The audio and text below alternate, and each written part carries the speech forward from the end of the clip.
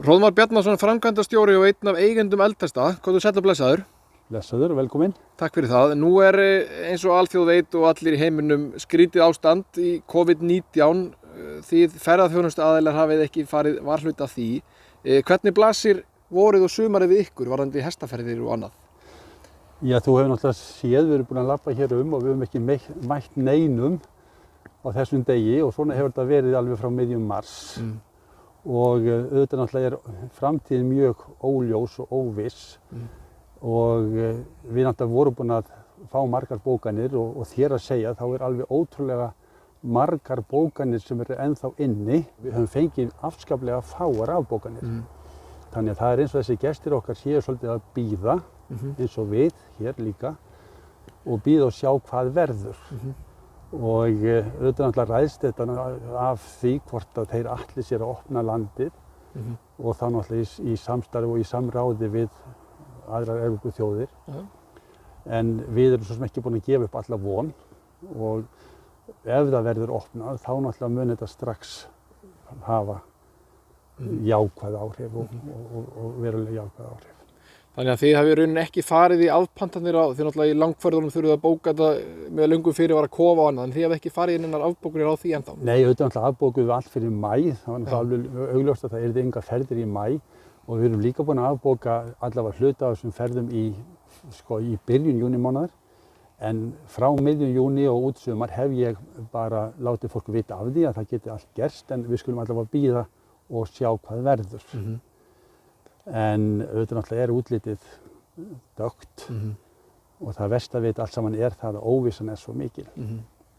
En nú hefur svona við Íslendingar búum það sama og aðrar þjóðir að megi ekki fara erlendis þá nema náttúrulega þetta verði leyft að ferðast, en innanlandsmarkaður hlýtur þá að vera kannski eitthvað sem þarf að herja á að bjóða Íslendingum að koma í hestaferðir. Já, auðvitað náttúrulega horfum að til innanlandsmarkaðarins og við náttúrulega munum fara af stað með ákveðin tilboð og við erum þegar farnir af stað með tilboð varðandi hótelið og við erum með svona pakkaferðir í boði þar sem fólk gistir hér og borðar hér á hótelunum líka og veitingastaðnum og fer síðan í hestaferð. Þannig að við erum með svona pakkaferðir í boði fyrir Íslendinga og bókanir eru byrjaðar. Þetta lítur svo sem ágætlega út en þetta bara örlítið brot af því sem við erum að fá venjulega því að útlendingur náttúrulega alls ráðandi í okkar starfsemi.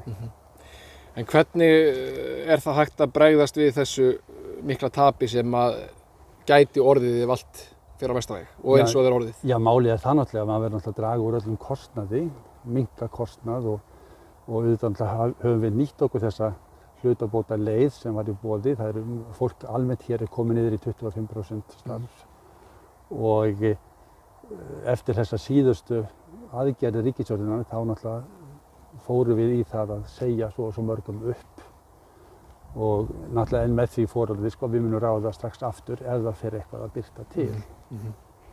En þannig að þetta lítur ekki vel út. Nei. Þetta sagt. En samt sem áður og þá ert þú líka sjálfur í hrossarækt, þannig að það vorframöndan í því og sýningar, þú lítur að horfa til þeirra? Já, við náttúrulega ræktum hér og maður á kafi því og að velta fyrir sig þeim stóðastum sem í boði og svo framvegis, þannig að maður náttúrulega verður að láta dagana líða og þetta tómstundastarfi, þannig að það kemur sér vel að hafa slíkt líka. Já. Hróðmar, ég þakka þér fyrir spjallið og óska ykkur í Eldfestum allsins besta í sumar. Ok, takk fyrir þetta. Takk fyrir komuna.